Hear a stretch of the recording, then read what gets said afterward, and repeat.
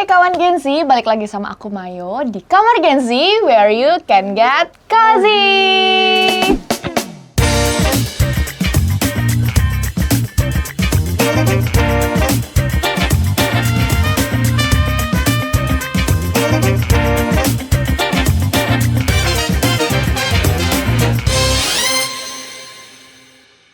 Nah, jadi aku mau cerita nih, by the way, Busway, kemarin tuh aku lihat di Instagram.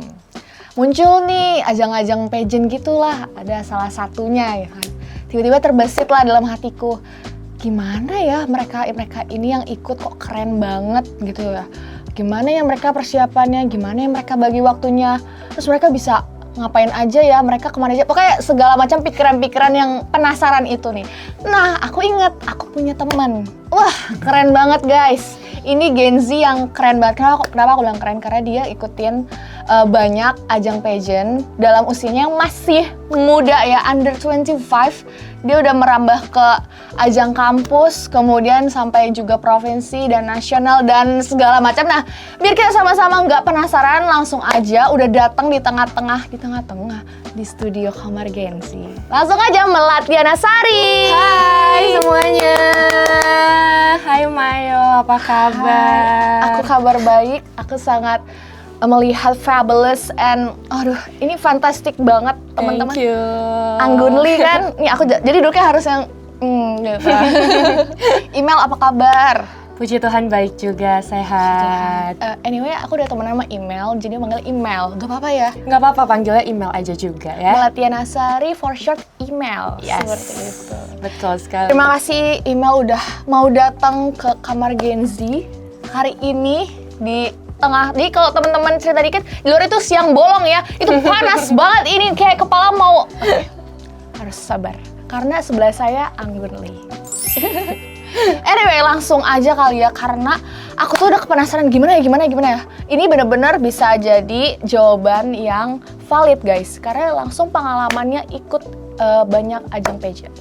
Email. Aku selalu excited nih guys. Jadi gimana sih nih awal mula email ikut semua rangkaian pageant itu? Oke. Gitu. Awal mulanya ya berarti ya. Sebenarnya kalau misal diceritain bakalan jadi cerita yang panjang dan kayak orang-orang tuh kayak nggak nyangka aku tuh bisa kayak tiba-tiba ikut ini, tiba-tiba ikut itu. Tapi dulu awal mulanya sebelum aku masuk ke kampus kita tercinta ini, Mayo, aku tuh emang udah sempet lihat-lihat apa ya yang mau aku ikutin di sana selain ya pastinya buat belajar kan. Nah terus aku tuh kepengen banget ikutan duta kampus, Mayo. Out of nowhere, nggak tahu kenapa kayaknya seru ya tampil di panggung pakai baju cantik, jalan-jalan itu tuh kayaknya seru banget. Tapi waktu itu pas aku dapat kesempatannya buat audisi, aku udah ikutan audisi online, submit video, isi data semuanya. H-2 sebelum audisi aku bawa motor, aku kecelakaan jegruk, jatuh. Di mana? Menuju ke sana? Enggak menuju ke sana. Aku tuh kayak randomly pengen beli makan. Terus kayak nggak tahu kenapa motor aku tiba-tiba goyang-goyang jatuh langsung ke aspal, kaki aku kena dan kenanya tuh juga di punggung kaki ya. Kalau yang atas ini punggung kaki tuh kayak besat, luka-luka semua, itu bikin aku nggak bisa jalan. Jadi kayak itu waktu itu juga aku hampir nggak masuk kuliah seminggu. Dan audisinya tuh di tengah-tengah minggu itu waktu itu. Jadi kayak aku melewatkan audisi di tahun 2023 waktu itu. Aku sorry. Nggak apa-apa, ini tuh kalau bagi aku sekarang kayak udah cerita lucu dan kayak Iya. Oh ternyata dikasihnya kesini dulu ya nextnya gitu. Nah kita moving on. Aku positive vibes banget. Aku tuh lagi di kelas waktu itu. Ini udah kayak 2 bulan atau 3 bulan setelah kejadian itu aku lagi di kelas. Terus suka random kan kayak scrolling HP. Dan aku lihat tuh ada pembukaan untuk ajang duta wisata, tapi duta wisatanya waktu itu tingkat kota, karena aku kan tinggal di Bekasi ya, duta wisata tingkat kota Bekasi. Anak Bekasi abis, Bekasi Pride. Terus abis itu tuh kayak aku coba nggak ya, coba nggak ya. Cuma aku tuh masih nggak percaya diri Mai waktu itu di situ. Karena aku tuh emang kebiasa bukan tipikal anak yang tampil gitu. Cuma aku suka kayak organize sesuatu. Jadi kayak ikut organisasi aku suka, tapi bukan bagian yang tampil-tampilnya gitu. Oh, yang di belakang panggung. Ya, betul, yang di belakang panggungnya. Tapi karena aku pengen coba dan aku juga pengen cobain sekali-sekali aku yang di atas panggung. Jadi aku cobalah daftar itu. Daftar itu tuh isi formnya kayak bisa setengah jam sendiri. Dan aku kayak udah kayak, aduh banyak banget sih yang diisi, males banget ngisinya gitu kan. Di situ aja udah diuji ya. Iya, kayak isi nggak ya. Udah aku hampir sampai di apa ya bilangnya ya, kayak di lembar terakhirnya gitu, tapi form online ya. Di lembar terakhirnya ada satu, aku disuruh submit surat keterangan bebas narkoba. Nah, di situ kayak aku bener-bener bingung banget kayak ini nyarinya di mana kan. Akhirnya aku coba searching kayak ternyata bisa di klinik, bisa di RSUD dan segala macam. Aku coba lah reach out, aku tanya harganya berapa. Dan waktu itu tuh masih terbilang mahal banget buat aku yang kayak anak kuliahan dengan uang jajanku kayak, ya aku nggak punya nih uangnya segini. Itu aku hampir kayak gak jadi daftar deh. Tapi akhirnya aku tetap nyari tuh klinik-klinik lainnya, klinik-klinik kecil sampai akhirnya aku dapet yang emang affordable dan aku masih bisa gitu. Dari situ aku besokannya aku cek lah si untuk surat keterangan bebas narkoba ini, hasilnya keluar, aku langsung submit, terus aku submit. Dari situlah perjalanannya dimulai. Langsung terbuka jalan-jalan menuju ajang-ajang berikutnya. Yes. Tapi jadi dari hampir di titik karena surat narkoba itu kamu goyah gitu ya? Iya betul, karena kayak waktu itu belum ada yang pemasukan. Aku benar-benar masih kayak just mahasiswa aja gitu. Aku nggak ada kerjaan sampingan atau apapun. Emang aku cuma ke kampus doang waktu itu, cuma ngandelin uang jajan dari mama papaku kan, kayak gitu. Dan kamu nggak mau yang minta mama papa deh, nggak, kamu yang lebih mungkin mau ikut persiapannya dulu tapi sendiri gitu, lebih betul. mau yang agak low key gitu. Sebenarnya bukan low key sih, tapi aku agak nggak percaya diri ya. Jadi kayak aku tuh takut kalau bisa kayak aku gagal kayak dibully gitu, kayak aku tuh kayak takut. Iya, aku tuh kayak pengen berhasil dulu, baru aku ngasih tahu. Kayak apalagi tahapannya waktu itu kayak baru audisi gitu kan, kayak aku takut banget gak lolos, tapi kayak udah kasih tahu sana sini kayak aku takut banget gitu. Ya, aku juga pernah dengar orang lah bilang gitu kan, mungkin kita bisa menyimpan atau bahasanya merahasiakan hal-hal rencana kita karena kita nggak pernah tahu kalau terlalu disebar atau nggak bisa terlalu ya, tapi kalau nggak terjadi ya kan. Iya kan, jadi kayak sedih gitu ya. Sebenarnya aku sedihnya kayak berbeda kan. Iya, kayak aku lebih takut tahu, kayak gitu sih. Jadi kayak aku pengen coba sendiri dulu. Kalau misalnya kayak emang udah hasilnya kayak baru aku kasih tahu kayak gitu. Nggak apa-apa. Sekarang dia bisa kasih taunya teman-temannya. Terus kalau dari aku belum teman-teman belum tahu nih, email itu ikut pageant apa aja? Oke, berarti dan tingkatannya tuh. Kayak aku kasih tahu dari yang pertama kali aku ikutin aja ya. Jadi waktu itu yang tadi aku ceritain tuh yang tentang surat keterangan dan isi form yang bikin aku goyah itu yang tadi Duta Pariwisata tingkat Kota Bekasi, namanya Abang Po Kota Bekasi. Nah, setelah itu kenapa aku bisa lanjut lagi ke tingkat provinsi? Karena puji Tuhannya di Abang Po itu waktu itu aku terpilih menjadi juara pertamanya sepasang Abang dan Empo. Nah, jadi kami berdua dikirim sepasang ke tingkat Jawa Barat. Itu namanya Mojang Jajaka Jawa Barat. Lalu sempat dengar juga cerita aku sebelumnya yang tentang jatuh dari motor itu di tahun berikutnya, di tahun 2024. Ini lebih ke chasing my dreams aja sih Mayo. Kayak aku tuh bener-bener kayak punya mimpi pengen ikut itu, bukan karena semata-mata aku pengen menang aja, enggak, tapi kayak emang aku tuh pengen banget challenge diri aku di tempat itu. Nah, akhirnya aku ikutlah Duta Kampus Miss and Miss LSPR di tahun 2024. Lalu setelahnya punya kesempatan lagi untuk ikut Putra Putri Batik Nusantara 2024 juga. Guys, wow, ini aku congratulations sekali lagi kepada email ya, karena itu pasti nggak mudah nggak sih? Betul. Itu journey yang panjang, ada karantinanya, ya nggak sih? Karantinanya berapa lama sih kalau masing-masing pageant beda-beda nggak tuh, Mel? Benar, beda-beda banget sesuai organisasi atau pageantnya itu ya, yang menaungi pageant itu. Jadi kalau misalnya waktu di Abang Po, aku karantinanya sekitar sebulan, Mai. Sebulan? Iya, tapi sebulan itu kita pulang pergi ya, jadi nggak karantina yang full nginap selama sebulan, nggak, kita pulang pergi. Dan karena kalau misal di Abang Po itu kan ada yang kerja, ada yang kuliah. Nah, jadi waktu itu disesuaikan. Waktu itu kita mulai karantinanya sore, selesainya malam, kayak gitu. Lalu kalau misalnya di Mojang Jajaka, waktu angkatan aku karantinanya hanya sekitar 1 minggu. 1 minggu. Tapi itu karantina yang nginep ya, kita dikumpulkan gitu. Waktu itu aku karantinanya di Karawang kebetulan. Jadi waktunya di press cuma harus nginep. Iya, betul. Iya. Karena kan rangkaiannya lumayan padat Iya. juga sampai menuju malam finalnya. Lalu kalau misal waktu karantina di Duta Kampus, itu sekitar 4 bulan. Oh, Cukup lama ya. itu kayak 3 kali lipatnya, 4 kali lipatnya yang sebulan itu dong? Iya, tapi kalau misalnya waktu Duta Kampus itu kan hanya Senin sampai Jumat karantinanya. Kalau misal waktu aku di Abang Po itu sebulan full. Sebulan. Jadi minggu pun Minggu, juga. Sabtu, iya Sabtu Minggu juga. Dan itu tuh kalau Sabtu Minggu biasanya full dari pagi sampai malam gitu. Lalu kalau misalnya di Putra Putri Batik kurang lebihnya sama kayak pas aku di Mojang Jajaka. 1 minggu dan itu tapi nginep banyak kegiatannya. Gitu. Wow. Nah, menarik banget nih. Aku mau nanya, karena kamu kamu nggak cuma ikutin 1 ajang pageant. Nah, kamu apa sih yang paling berkesan nih? Pasti banyak kan. Cuma ya bolehlah 1 yang paling mungkin kayak gong, kayak wah gila, gue nggak bisa ngelupain ini. Yes. Kamu mau seneng apa sedih nih? Langsung ditembak gitu guys. Yang seneng aja deh. Oke, yang seneng aja ya. Sebenarnya kalau misalnya memori senangnya tuh kayak lumayan banyak banget, Mayu. Bukan lumayan, tapi kayak banyak banget kayak hal-hal yang sampai di titik ini pun aku kayak ngerasa kayak kok bisa ya sampai di titik ini. Iya, Bahkan aku sendiri pun kayak meragukan diri aku sampai bisa sampai situ gitu. Salah satunya tuh yang paling berkesan masih baru-baru ini di bulan September atau Oktober lalu ya, aku lupa lagi.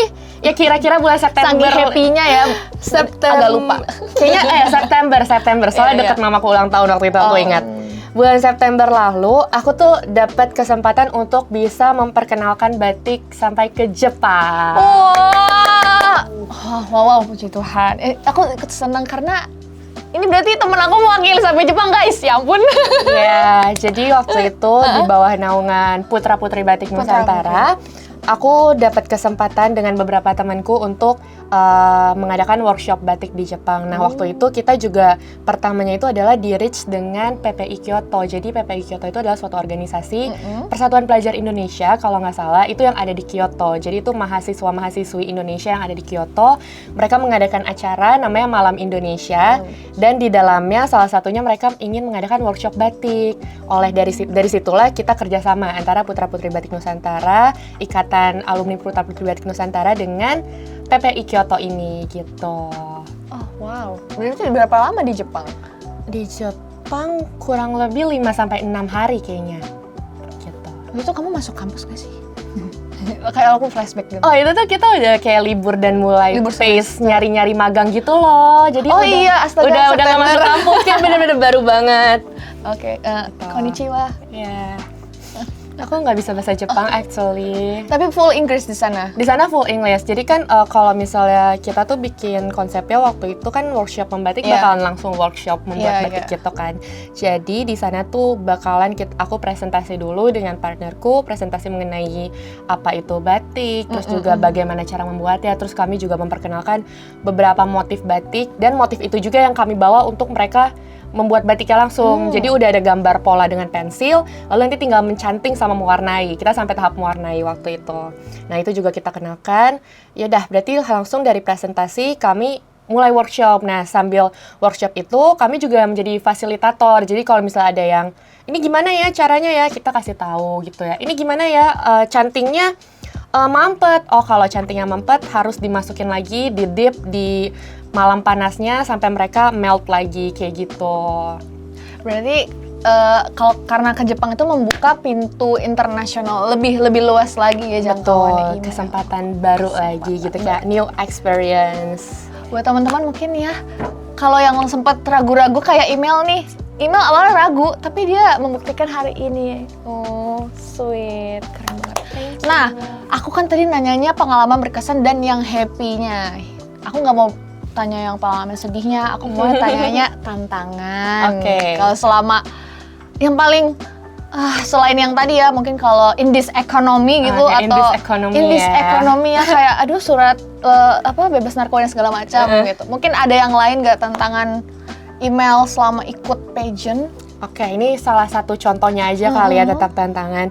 Jadi waktu aku kepilih di pageant pertamaku yang di tingkat kota itu sebagai pemenang terpilihnya, aku kan diinfokan bahwa aku harus langsung ikut ke ajang tingkat provinsinya. Dimana itu gapnya cuma kurang lebih 1 bulan doang. Ini yang Mojang? Mojang, betul. Cuma 1 bulan doang dari aku terpilih, terus 1 bulan ke depan aku harus udah langsung karantina lagi. Nah di situ tuh aku masih jadi email yang kayak, duh gue nggak percaya diri, gue nggak bisa kayak gitu karena aku emang nggak mikir aku bakalan, aku pede aku bakalan dapat sesuatu waktu aku ikut di Abang Po. Tapi aku nggak pede kalau aku bakalan jadi pemenang utamanya gitu. Jadi kayak waktu aku disuruh ke Mojang Jajaka, aku tuh ngerasa kayak belum siap gitu, apalagi dengan persiapan yang cuma 1 bulan. Dan fun fact-nya, tantangan terbesarnya juga adalah kayak kita harus latihan nari untuk unjuk bakatnya, dan itu tuh narinya berdua, jadi kayak nggak bisa yang asal-asalan, jadi kayak bener-bener harus kompak berdua, itu kita harus siapin buat unjuk bakat itu. Terus kan di Mojang Jajaka juga ada opening dance ya, yang memang setiap malam final tuh kita harus tarikan bareng-bareng semuanya keluar. Iya, aku pernah lihat. Nah itu tuh juga harus, jadi kayak harus nyiapin 2 tarian. Udah pun kalau misal di duta daerah gitu kan biasanya pakai bajunya tuh baju daerah kan ya Maya, dan itu tuh ada pakemnya masing-masing gitu. Nah di Abang Empo kita tuh lebih cenderung ke Betawian, sedangkan kalau di Mojang Jajaka itu Sunda gitu. Jadi tuh antara baju Abang Empo dengan baju Mojang Jajaka itu berbeda. Tetapi kalau misalnya daerah-daerah lain kebanyakan yang memang Sunda atau Cirebonan, mereka tuh pakemnya udah sama. Sedangkan kami berdua tuh harus belajar pakem yang berbeda lagi dari awal. Ya, dan itu tuh benar-benar sulit banget buat aku, dan itu tuh kayak aduh nggak bisa, aku tuh kayak nggak bisa kayak gitu kan. Cuma kayak udah seiring berjalannya waktu kan emang harus dijalanin, jadi kayak mau gimana pun ya udah jalanin aja kan prosesnya. Sama fun fact-nya aku jatuh dari motor lagi sih, so, pas itu mau di-highlight lagi. Pas mau ke Mojang Jajaka itu aku jatuh dari motor lagi gara-gara ngantuk. Terus kayak ini bukan yang beda, sumpah beda. Terus kayak pas di situ tuh kayak kan ada satu yang ngajarin kami berdua nari kan, kita suka panggilnya Eteh. Nah Eteh itu bilang pas lihat kaki aku bonyok-bonyok, aku jatuh dari motor nih. Antara besokannya atau 2 hari setelahnya, aku datang lagi ke rumah Eteh kayak, ayo latihan udah mepet kan, aku bilang gitu kan. Tapi kata Teh, udahlah nyanyi aja kaki kayak gitu. Terus kayak aku bilang, nggak mau, aku nggak bisa nyanyi. Terus akhirnya kayak kita tetap nari, tapi emang banyak koreo yang diubah-ubah untuk menyesuaikan kakiku yang lecet-lecet ini lagi, kayak gitu. Tapi mereka ada kayak ngasih apa ya, dispensasi, kompensasi, pengurangan atau ya agak boleh? Enggak, aku nggak bilang waktu itu ke, iya jadi kayak tetap ya udah jalanin aja. Tapi kelihatan nggak kakinya? Lukanya. Jadi tuh kalau nggak salah aku jatuh tuh H-7, jadi kayak H- seminggu aku harus berangkat ke Karawang untuk karantina itu. Dan sebenarnya pas selama aku mau Jajaka kebanyakan juga pakaiannya tuh yang panjang dan tertutup gitu, kayak aku jarang banget pakai yang kelihatan lutut atau segala macam. Jadi sebenarnya selama proses itu nggak kelihatan, dan puji Tuhannya juga waktu aku ke Mojang Jajaka itu tuh udah kering lukanya, jadi kayak mau pakai pakaian panjang pun tuh kayak ya udah nggak sakit yang gimana gitu. Ternyata tantangannya walaupun satu tapi benar-benar gong gitu ya, bahkan dimention lagi jatuh dari motor yang berbeda. Ya perlu di highlight, ini berbeda 2 kali dong ya? 2 kali, dan di kompetisi berikutnya tuh aku jadi kayak takut, aduh bener-bener harus fokus banget nih bawa motor, nggak mau jatuh lagi karena kayak takut jadi pola. Iya kayak jangan jadi pola dong, kayak karena aku kan emang motoran banget kan, kayak takut, jadi kayak aku lebih berhati-hati lagi setelahnya gitu. Dari setiap kejadian ada pembelajaran lagi, salah satunya berhati-hati naik motor. Pakai helm. Anyway, kalau email aku dengar tadi udah banyak banget yang dilalui, walaupun mungkin belum sedalam itu aku bertanya gitu ya, karena kita mengingat waktu. Tapi gak apa-apa, nanti kita bisa buat part 2, part 3, part 10, tenang aja ya. Tapi apa sih Mel pelajaran yang kamu dapat selain kok kamu bisa jadi yang menari ini, atau kamu bisa apa sih, kalau biasanya pageant tuh public speaking ya. Yes, betul. Terus kamu bisa dapet apalah gitu selain itu. Oke. skill-skill atau mungkin soft skill, hard skill yang kamu dapat? Kalau Benefitnya?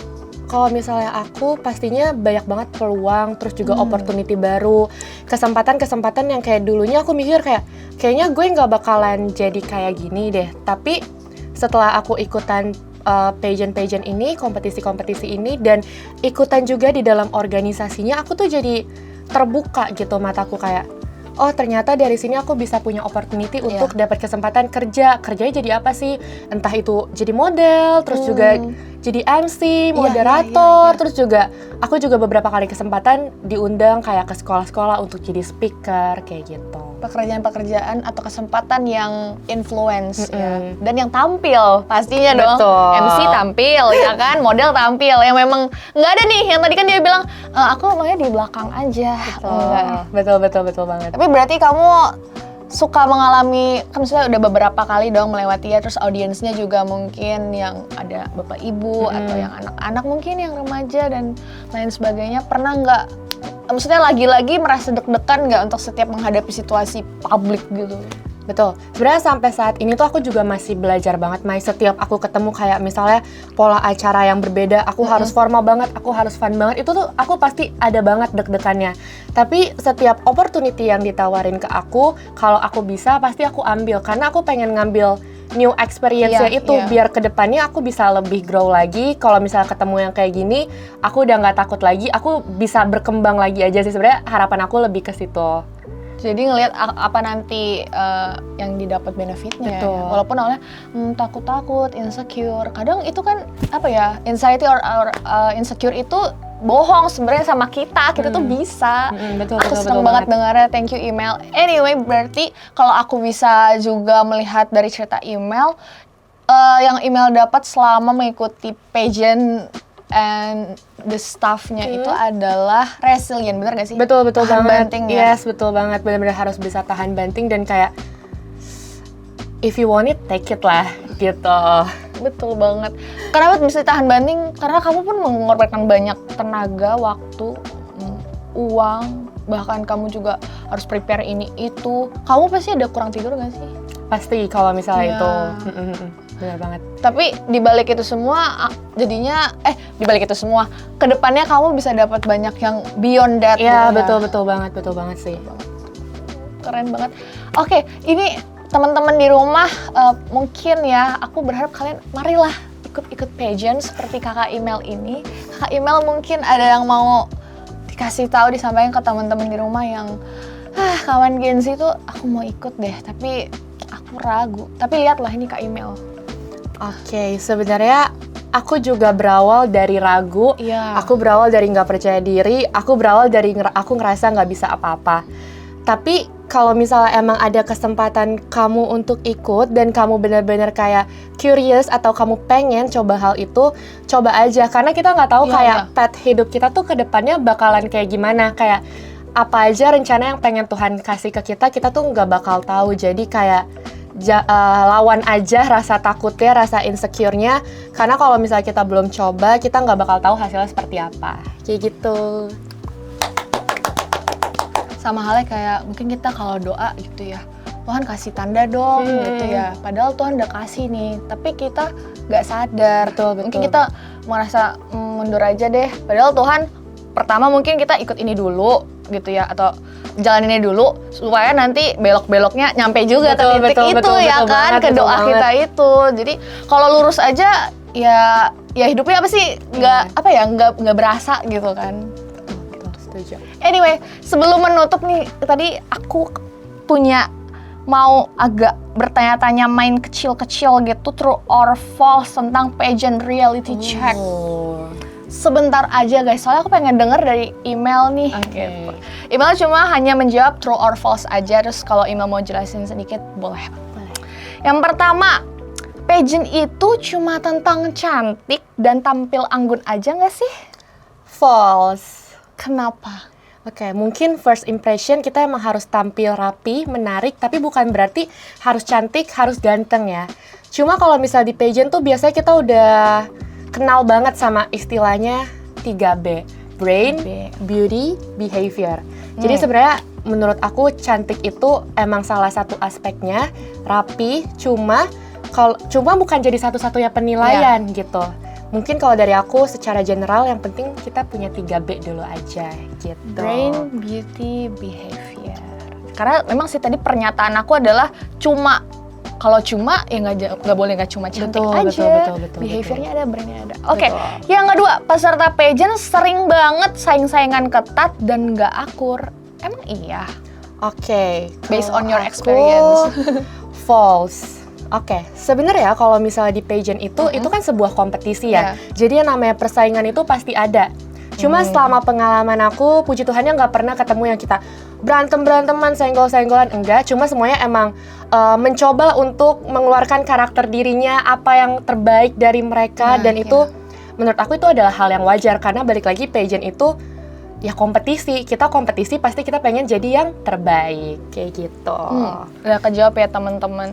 Tapi aku pernah mikir kayak kalau ini agak pikirannya agak negatif ya. Kayak negatif banget deh. Kalau misalkan kita punya gaun nih, ada nggak tuh sampai orang berpikir, gua gunting nih gaunnya. Sabotase gitu gitu kan. Oke, sebenarnya kalau misalnya aku juga sering banget sih dengar cerita kayak gitu. Cuma balik lagi puji Tuhannya belum pernah kejadian di aku, dan aku tuh percaya kalau misalnya kita juga punya behavior yang baik selama kita berkompetisi, percayalah kita juga nggak akan disabotase orang lain kayak gitu. Amin. Berarti dari kita dulu ya. Betul. Yang ketiga, pageant queen harus selalu tampil sempurna di depan publik. Oke. True. Oke. Menarik. Ini bahasnya tentang pageant queen ya, not email in a person gitu. Betul, kalau misalnya kamu lagi merepresentasikan organisasi kamu, pageant kamu, pastinya kamu harus tampil yang baik. Menjadi representasi kan harus jadi yang baik gitu ya. Iya, kuncinya itu ya. Iya, betul. Apalagi kalau misalnya tampil di publik, apalagi kalau misalnya kamu membawa, kalau kita bisa punya selempang, punya sas kita, kan itu identitas ya. Identitas misalnya sebagai Putri Batik Nusantara, itu kan identitas. Jadi menurut aku kalau misalnya memang tampil di depan publik dan lagi menjadi representasi, kita harus tampil sebaik mungkin dan merepresentasikan organisasi sebaik mungkin kayak gitu. Karena balik lagi ya guys, itu kita merepresentasikan. Kita bawa yang tadi bilang ada sash, ada badge lah gitu kita, ada tanda pengenal kita. Betul. Jadi bukan cuma kita aja tapi kita bawa organisasi juga kan. Betul banget. Keduanya. Berikutnya, aku sebenarnya punya beberapa ya guys, tapi kayak ini. Kalau udah menang, anyway, email ini winner apa aja sebut dulu bentar. agak loncat. Winner. Pinili, Abang Pokota Bekasi. Lalu di Bojang Jajaka top 5. Mr. and Miss itu aku top 3. Sama di Putri Batik juga putri terpilih. Putri terpilih, tuh ya mantap. Kalau udah menang, hidup langsung berubah total, true or false? I would say it's true. Oke, tapi true-nya itu bagaimana aku hidup di depan, di publik, terus juga. Jadi kalau misal aku sebagai diri aku ya, aku merasa kayak aku pengennya jadi gini-gini aja gitu. Gini-gini aja tuh aku nggak mau mengubah karakter aku gitu. Cuma kalau misalnya emang aku harus tampil, ya aku akan menyesuaikan dan adaptasi sama apa acara yang aku datengin misalnya gitu. Cuma kalau misalnya jadi teman, jadi sahabat kayak ya udah email tuh tetap email yang dari 2022, 2023, 2024, 2025 itu sama gitu. Nah terus apa tadi pertanyaan aku jadi lupa dikit ya. Kalau udah menang hidup langsung berubah total. Oke, kalau misal perubahan totalnya yang tadi aku jelasin, Mai, kayak aku bisa dapat kesempatan-kesempatan yang bahkan aku nggak pikirin sebelumnya. Aku juga bisa dapat kesempatan itu nggak cuma kesempatan untuk merepresentasikan organisasi, tapi juga untuk kerja. Jadi kayak punya job-job sampingan, entah itu yang tadi aku bilang modeling, MC, terus juga sering banget dipercaya untuk isi. Misalnya nih kayak kalau misal di sekolah-sekolah, aku tuh lebih seringnya ke sekolah-sekolah ya kalau jadi speaker. Di sekolah-sekolah lagi ada mau pemilihan buat OSIS. Biasanya tuh aku ngisi materi confidence, terus juga self awareness, atau biasanya tuh yang suka aku bawain public speaking for organization. Jadi tuh itu sih sebenarnya yang menurut aku kayak wah, aku nggak nyangka banget ya aku bisa nyampe situ gitu. Aku juga nggak nyangka banget. Proud email. Thank you. Guys, aku proud banget sebagai teman email. Walaupun ya mungkin nggak sering catch up, tapi Betul. aku kalau lihat story email kayak, wah, like, wah, wah, puji Tuhan, haleluya. Oke, nah, kayaknya nggak lengkap kalau nggak shout out to your ongoing project atau next project sama sosial media. Email buat teman-teman di rumah, aku mau kepoin Kak Email. Sekarang lah waktunya dikasih tahu. Oke, sosial media aku dulu kali ya. Kalau misal mau hit me up on Instagram, boleh di @melatiana_sr, itu Instagram aku. Terus kalau misal upcoming project, selama aku training menjadi Putri Batik Nusantara, aku juga punya advokasi. Namanya Batik Dari Kecil, itu ada Instagramnya juga, boleh bantu untuk di-follow. Batik Dari Kecil itu adalah program aku yang aku inisiasikan. Jadi untuk mengenalkan batik ke sebenarnya nggak cuma anak-anak kecil, tapi cakupannya adalah generasi muda. Cuma memang namanya Batik Dari Kecil gitu. Dari kecil. Jadi di situ aku biasanya aku ke sekolah, terus juga aku kenalin sedikit tentang what is batik. Terus juga kalau aku ada kesempatan, aku praktek ajak anak-anaknya langsung membatik. Terus kalau misalnya mungkin anak-anaknya lebih kecil, membatik langsung kan agak susah ya, karena malam panas dan canting. Biasa aku cuma kenalin kayak ada motif-motifnya, terus mereka mewarnai gitu. Doain aku bisa cepet-cepet lagi buat menjalankan Batik Dari Kecil ini. Gitu. Amin. Jadi tadi sosial medianya Instagram aja atau mau ada yang lain? Instagram aja Instagram sih, aja. Gen Z, real Gen Z. Betul. Sama tadi Batik Dari Kecil. Kecil. So thoughtful. Thank you so much, Maya. Oke, terima kasih banyak. Thank you. Melatiana Sari atau Email sudah hadir di sini, udah banyak cerita. Mungkin kalau teman-teman nanti mau, Kak, aku mau, please datangin lagi. Komen aja, oke. Thank you so much, Email, for being here. Udah, thank you banget udah banyak sharing ke kita semua kawan Gen Z. Oke, sampai jumpa di episode berikutnya. Bye-bye.